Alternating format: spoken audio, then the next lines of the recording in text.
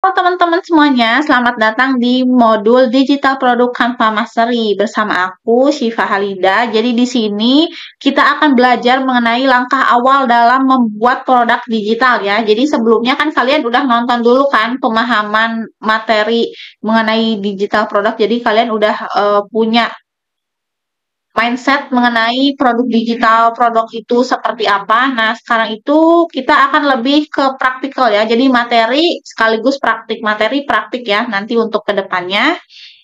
Jadi di sini tahap awal itu kita akan belajar bagaimana cara menentukan tema, jenis, sampai target audiens jenis digital produk kita. Jadi materi ini sangat penting karena produk digital yang sukses itu dimulai dari pemahaman yang jelas. Jadi kita harus punya pemahaman dulu nih. Ibarat kata kita harus punya fondasi kerangka berpikirnya mengenai digital produk itu ya. Jadi pertama-tama teman-teman kita harus menentukan dulu tema dan jenis produk digital. Jadi kayak seberapa sih pentingnya gitu kan menentukan tema dan jenis produk digital. Karena ini pondasinya ya, jadi sangat penting untuk menentukan tahap awal untuk membuat digital produk itu ya kita harus menentukan dulu nih temanya, jenis produk digitalnya mau apa, sampai target audiensnya kayak gitu.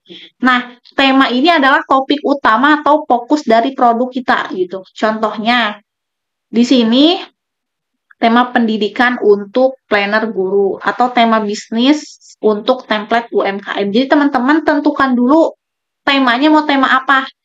Misal tema pendidikan, tema bisnis, kayak gitu. Atau misalkan mau tema mengenai sosial media, bisa juga kayak gitu. Jadi kalian tuh bisa mengambil topik berdasarkan background kalian saat ini. Misalkan backgroundnya tuh ada yang memang sudah menjadi guru gitu kan, ranah backgroundnya memang erat kaitannya dengan pendidikan. Misalkan guru, pelajar, mahasiswa itu bisa ambil topik digital produknya itu tentang pendidikan. Kalau misalkan di sini ada teman-teman business owner, terus UMKM, punya bisnis online, nah kalian bisa ambil tema mengenai bisnis kayak gitu ya. Itu terkait tema ya. Atau kalau misalkan teman-teman di sini ada freelancer nih yang sering berkecimpung di dunia sosial media, entah itu freelancer, konten kreator, afiliator gitu kan. Kalian bisa ambil topik temanya mengenai sosial media. Nah, selanjutnya kalau kalian udah menentukan temanya nih, tema kan masih topiknya masih luas ya, gambarannya masih luas. Pendidikan kan luas lagi cakupannya, bisnis luas lagi cakupannya, sosial media juga cakupannya masih luas lagi kayak gitu. Nah, setelah menentukan tema, kalian harus tentukan jenis produk digitalnya. Karena di e-course ini kita akan prepare membuat produk digital dari Canva ya. Jadi otomatis produk digitalnya itu nanti lebih mengarah ke template desain kayak gitu ya. Jenis produk digitalnya sudah pasti nanti berbentuk template desain Canva. Cuman di sini harus lebih dispesifikan lagi. Kalian mau bikin template desain Canva-nya itu mau desain apa? Karena kan banyak desainnya kayak gitu. Contohnya misalkan planner gitu kan. Kak, kayaknya saya kan pelajar ya, atau backgroundnya mahasiswa, atau guru. Kayaknya saya mau bikin template desain planner deh, karena secara gitu kan mahasiswa padat ya, ada yang ikut organisasi di luar maupun di dalam kampus, terus juga harus aktif ikut lomba, terus belum juga akademik harus jalan, IPK harus bagus. Nah, kayaknya butuh nih Kak planner-planner untuk temen aku nih buat mengatur jadwal harian. Kayaknya aku bakal lebih fokusnya di jenis produknya template planner aja deh Kak. Bikin jadwal harian gitu, bikin to-do list, checklist buat mahasiswa kayak. Nah, bisa itu teman-teman backgroundnya mahasiswa atau pelajar juga bisa. Guru bisa gitu kan yang memang erat kaitannya punya daily aktivitas yang memang terstruktur gitu hari per harinya. Terus misalkan teman-teman yang memang berkecimpung di ranah sosial media ya, kayak misalkan freelancer, atau juga pokoknya kalian yang erat kaitannya dengan dunia sosial media, entah itu kalian konten kreator, business owner yang punya eh, akun sosial media gitu kan, freelancer. Nah, bisa kalian pilih option jenis produk digitalnya itu mengenai template media sosial. Kak, kayaknya aku bakal fokusin bikin produk digitalnya, bikin desain postingan untuk Instagram, kayak misalkan desain feeds Instagram kan kadang orang-orang kesusahan ya bikin template desainnya untuk 30 hari ke depan untuk 1 bulan. Nah, kayaknya aku mau bikin itu deh, Kak. Bisa. Lalu bisa juga katalog produk ya buat teman-teman yang ranahnya sebenarnya harus berdasarkan background ya, tapi dengan background kalian mengetahui background kalian tuh erat kaitannya dengan apa tuh itu lebih memudahkan gitu. Jadi kalian tuh lebih peka nantinya kayak eh, membuka peluang-peluang lebih banyak lagi gitu biasanya ya. Kalau misalkan berdasarkan background kan kita jadi tahu nih. Kalau misalkan backgroundnya mahasiswa kan kita lebih tahu gitu problem-problem yang ada di kampus mahasiswa tuh apa sih kira-kira apa ya yang bisa aku buat lewat digital produk ini gitu untuk membantu permasalahan orang juga aku di sana bisa dapetin uang dari jual digital produknya. Kayak contohnya tadi bikin planner, kalian bikin jadwal pelajaran tuh bisa juga tuh jadwal pelajaran yang dihias pakai desain. Kalian bikin template-nya kan kadang orang males ya bikin poster jadwal pelajaran. Nah, bisa tuh kalian buka peluang. Nah, makanya kenapa aku tekankan buat kalian coba lihat dulu background kaliannya apa gitu kan. Kalau misalkan erat kaitannya dengan pendidikan ya silahkan tuh cari permasalahan yang ada di ranah pendidikan yang sekiranya bisa dibantu melalui digital produk yang memang bisa memecahkan masalah itu dan tentunya bisa mendapatkan penghasilan juga kayak gitu. Itu terkait pentingnya menentukan tema dan jenis produk digital. Selanjutnya memilih tema dan jenis ya. Nah, pentingnya memilih tema dan jenis itu tuh buat apa sih Kak gitu kan? Kenapa sih kayak kita harus lebih spesifik gitu kan di satu tema atau jenis? Itu penting banget teman-teman. Yang pertama itu membuat audiens lebih memahami produk teman-teman gitu. Jadi lebih jelas. Kayak tadi kan misalkan contohnya background mahasiswa di ranah pendidikan itu tuh membantu audiens yang segitu besarnya tuh mengerucut. Oh, kalau oh ternyata nih produk digitalnya lebih membantu mahasiswa. Jadi nanti tuh kayak ya udah gitu. Si segmentasi atau market yang mahasiswa itu bakal langsung terfokuskan ke produk digital yang memang itu tuh bisa mengatasi permasalahan yang ada di ranah mahasiswa kayak gitu. Terus produknya bisa lebih relevan dan tepat sasaran itu tadi kayak gitu. Karena kalian bikin produk digitalnya mengenai permasalahan terkait mahasiswa, ya teman-teman em, apa lebih relevan gitu. Jadi nanti kebanyakan yang belinya ya sudah jelas gitu kan mahasiswa gitu karena memang produk kalian produk digital kalian ya memang dibuat untuk segmentasinya untuk mahasiswa kayak gitu.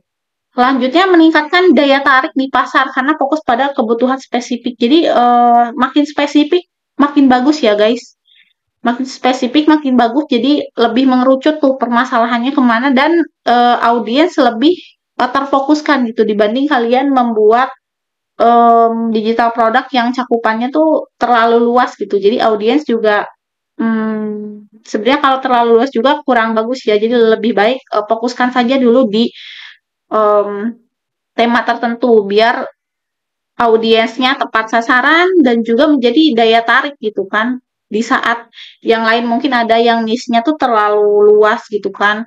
Dia ambil market mahasiswa, ambil market guru, ambil segmentasi market pelajar gitu kan terlalu banyak gitu kan. Jadi bikin audiens atau yang beli juga bingung gitu kan kalau terlalu luas. Jadi lebih baik spesifik aja kayak gitu. Nah, selanjutnya itu mengidentifikasi jenis produk digital.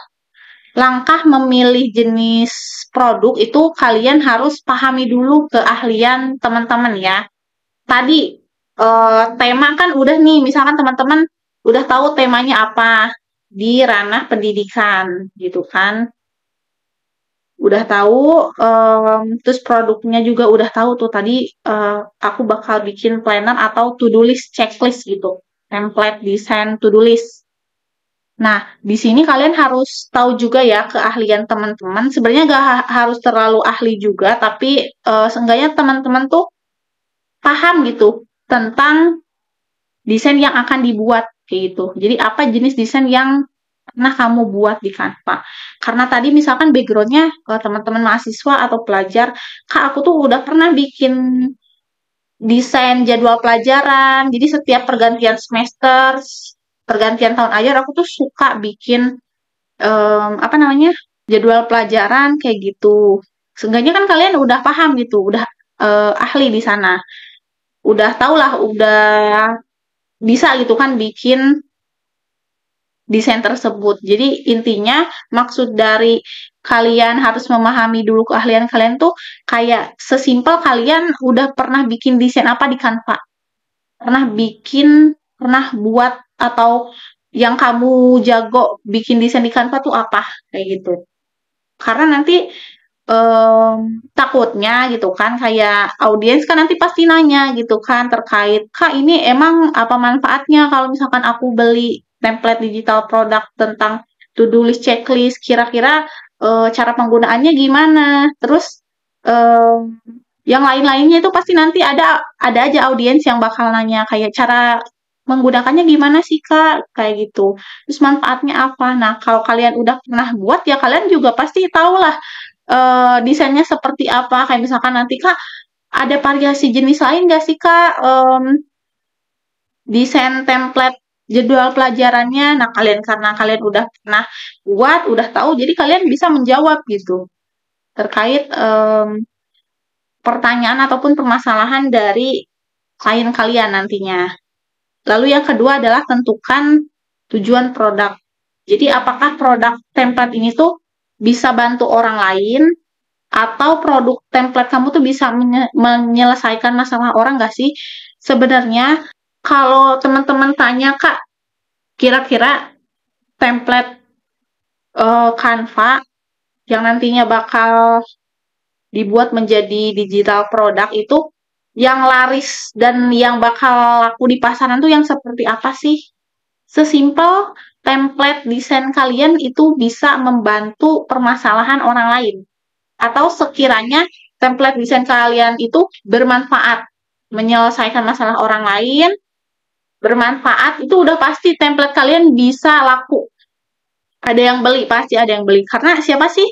Orang-orang kan kalau misalkan lagi dihadapkan suatu masalah, ada permasalahan, gitu kan kalau dia nemu solusinya ya pasti dia bakal cari tahu nih, bakal ulik gitu kan bakal cari tahu kayak gitu. Jadi kayak sesimpel template digital kalian tuh bisa nyelesain problem orang itu pasti bakal ada yang beli dan pasti bakal laku karena itu mengatasi problem orang lain gitu kan. Orang lain kan kalau misalkan kita aja nih kalau lagi ada masalah kan kita pengen cepet-cepet nih cari tahu apa nih solusinya yang bisa dilakukan ya biar permasalahan itu tuh beres gitu.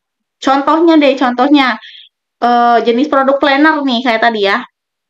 Itu cocok untuk di ranah pendidikan bisa kayak buat pelajar. Tadi misalkan kalian bikin template jadwal pelajaran kan itu teman-teman kalian pasti butuh kan, pasti ngeliat lah tiap hari pelajarannya apa gitu kan.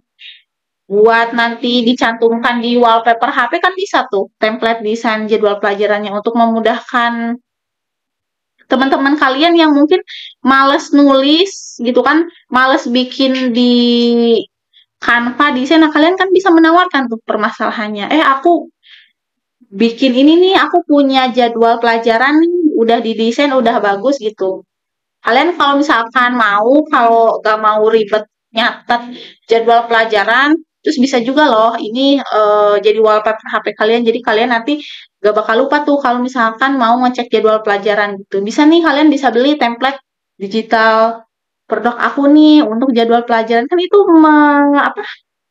mengatasi permasalahan teman-teman kalian yang males buat bikin desainnya atau gak bisa bikin desainnya. Dengan adanya kalian bikin template desain jadwal pelajaran, kan itu memudahkan teman-teman lainnya kayak gitu.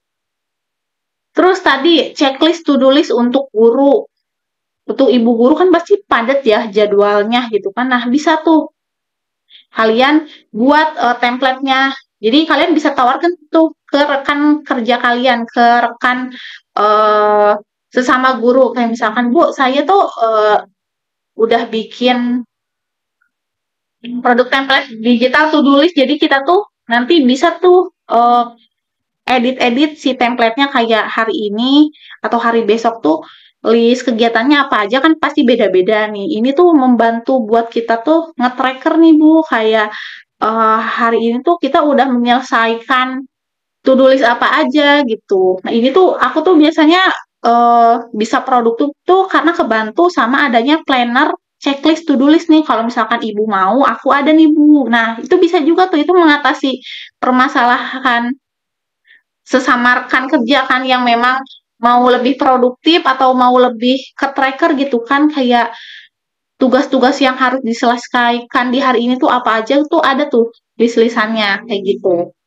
Atau misalkan template media sosial ya, kayak misalkan kalian bikin saja desain template media sosial untuk instansi sekolah. Tadi lebih dispesifikan ya untuk UMKM atau organisasi, karena kan banyak juga kan instansi sekolah kayak ranah TK, SD, SMP, SMA, kan nggak semuanya guru tuh bisa atau punya skill desain nih. Kadang ada yang bisa tapi nggak ada waktu gitu buat ngelola bikin desain setiap harinya. Nah, bisa tuh kalian buatkan template media sosial untuk 30 hari untuk 1 bulan nih. Jadi 1 bulan udah gak usah ribet-ribet mikirin template sosial media, ini udah ada, tinggal diedit-edit aja nantinya, tinggal dimasukkan foto-foto kegiatan tiap harinya. Nah, itu kan bisa, itu kan menyelesaikan permasalahan orang lain yang satu tadi gak punya waktu untuk membuat desain setiap hari. Yang kedua, membantu orang lain yang gak punya basic desain. Dengan adanya kalian membuat template media sosial, jadi terbantu tuh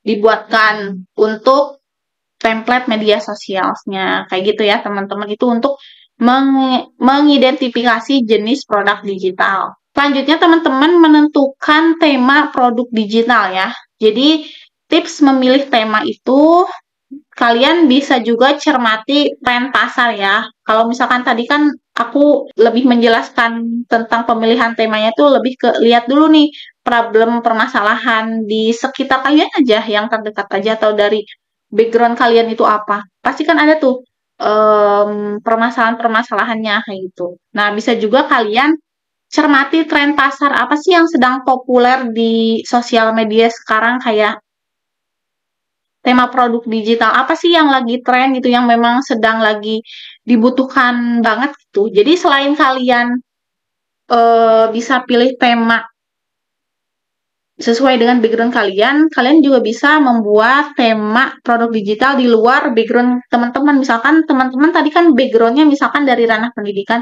tapi aku pengen coba bikin tema di luar background aku sebagai pelajar, mahasiswa, atau guru gitu. Pengen buat tema yang lain yang sekiranya tuh sekarang tuh lagi tren dan memang dibutuhkan. Nah, itu bisa juga kayak itu. Yang kedua, pahami masalah yang sering dialami audiens. Yang tadi ya, kalian membuat digital produk berdasarkan permasalahan di sekitar kalian kayak gitu. Terus kalian buatkanlah solusinya kayak gitu ya dengan template produk digital. Lalu pilih tema yang spesifik ya, harus spesifik. Jadi hindari tema yang terlalu umum.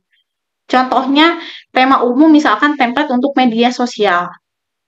Nah, itu kan banyak.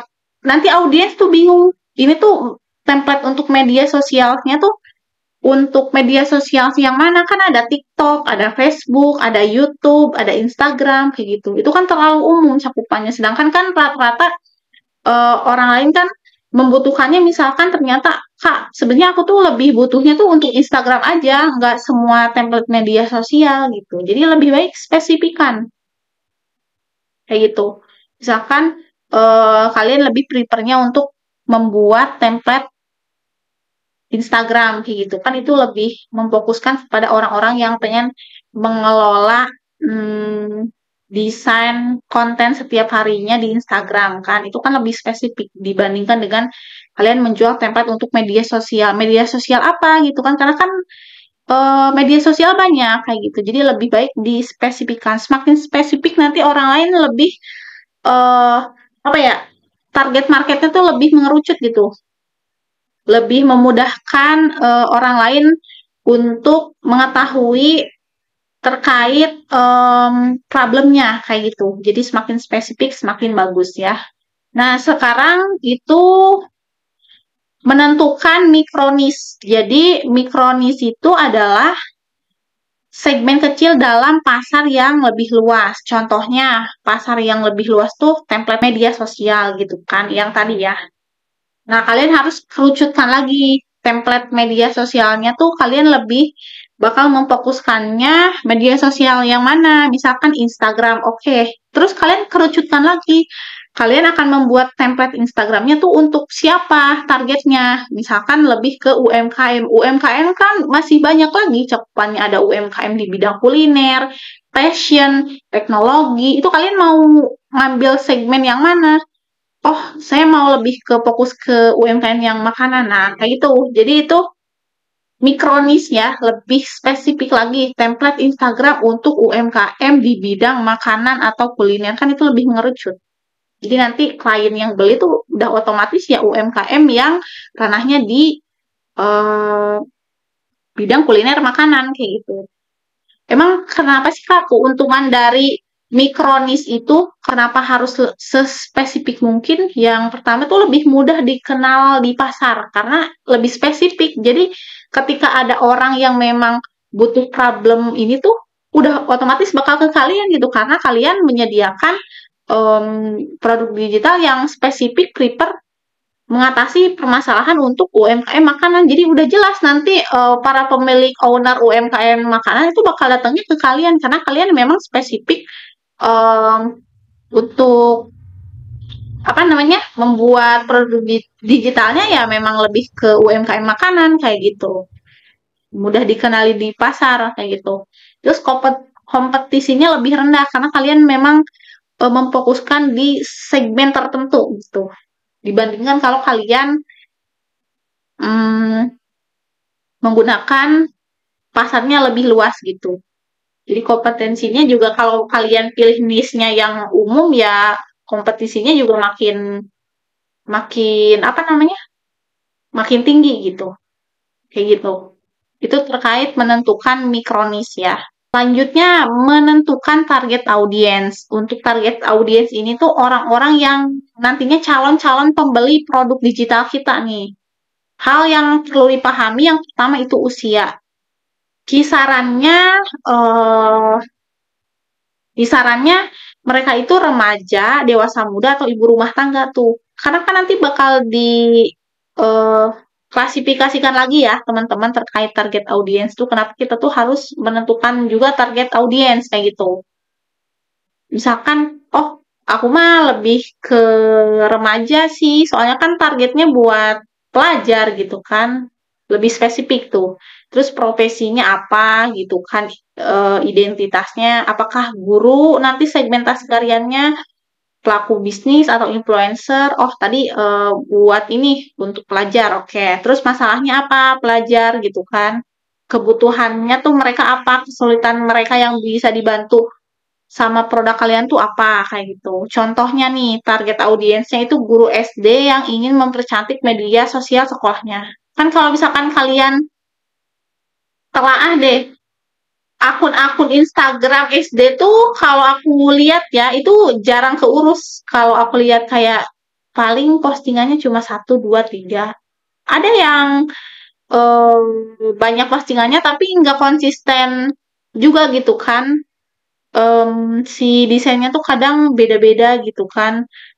kurang estetik lah ibarat kata. Nah, kalian bisa tuh ambil peluang di situ. Jadi guru kan biasanya nggak punya waktu untuk itu tadi, nggak punya waktu untuk ngurus ngelola sosial media, terus skills desain juga gak apa ya, ada beberapa yang memang tidak mempunyai skills desain. Nah, di situ kalian tuh bisa tuh hadir sebagai solusi kayak gitu. Jadi kalian buatkan tuh produk digital, template desain untuk mengelola akun Instagram guru SD.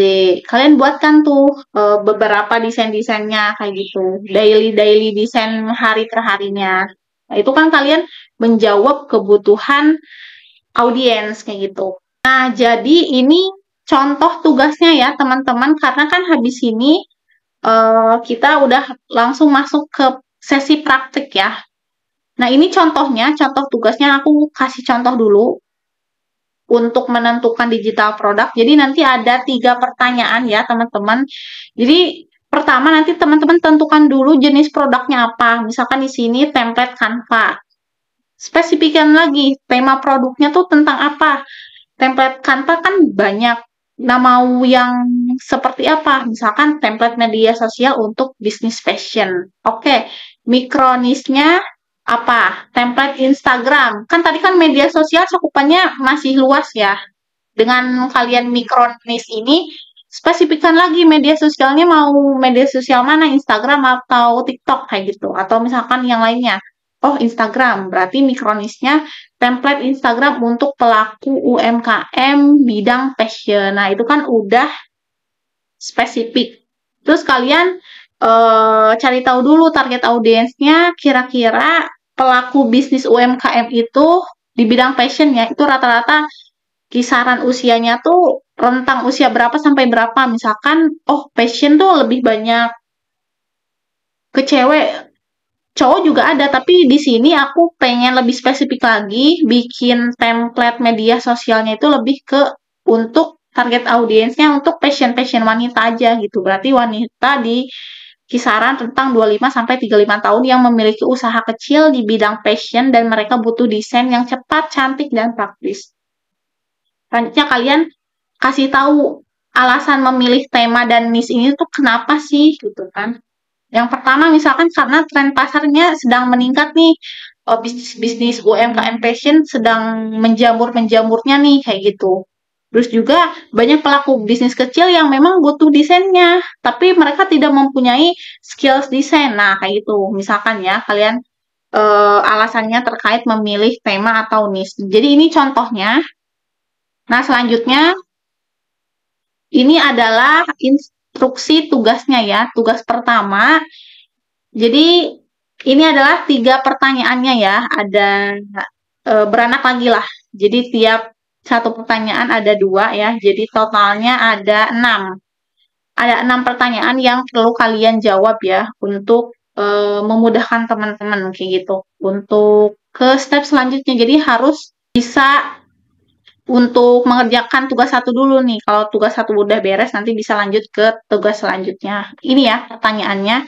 Tadi kalau kalian masih bingung, tadi kan aku udah kasih contohnya ini.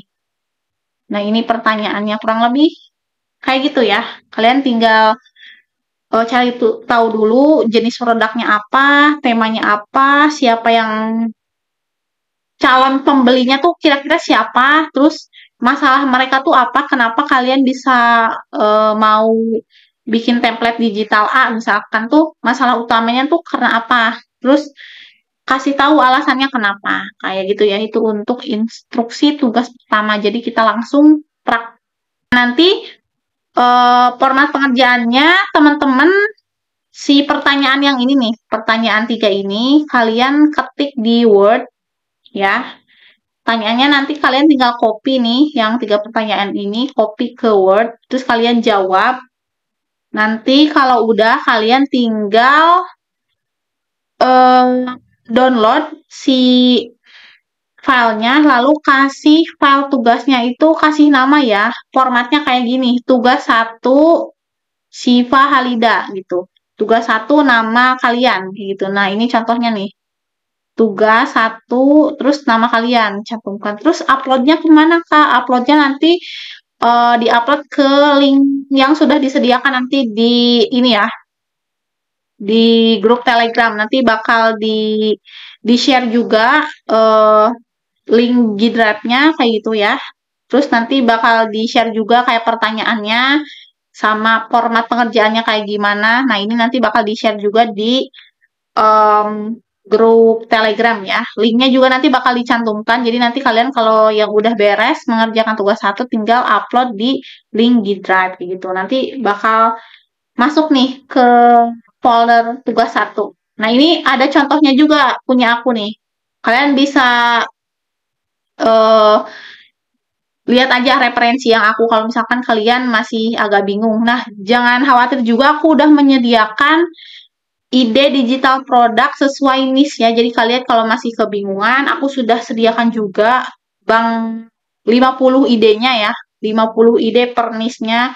Ada 50 ide untuk yang background-nya pelajar, ada 50 ide untuk mahasiswa, untuk guru, untuk ibu rumah tangga, untuk yang pekerja kantoran, karyawan, untuk yang pelaku bisnis, itu banyak banget. Nanti aku sudah cantumkan ebook khusus untuk ide-ide digital produk sesuai background atau niche. Jadi kalian tinggal lihat aja nanti ya, tinggal baca aja. Itu aku udah cantumkan tuh 50 per niche-nya. Kalian bisa pilih aja kalau misalkan kalian masih kebingungan atau pengen cari niche yang memang belum ada nih, aku pengen jadi yang pertama gitu tuh. Aku udah tuliskan ya ide-ide yang belum banyak diketahui oleh orang banyak kayak gitu. Nah, itu terkait format pengerjaan tugas. Mungkin sampai situ dulu ya untuk modul kali ini. Silahkan kalian mulai mengerjakan tugasnya ya.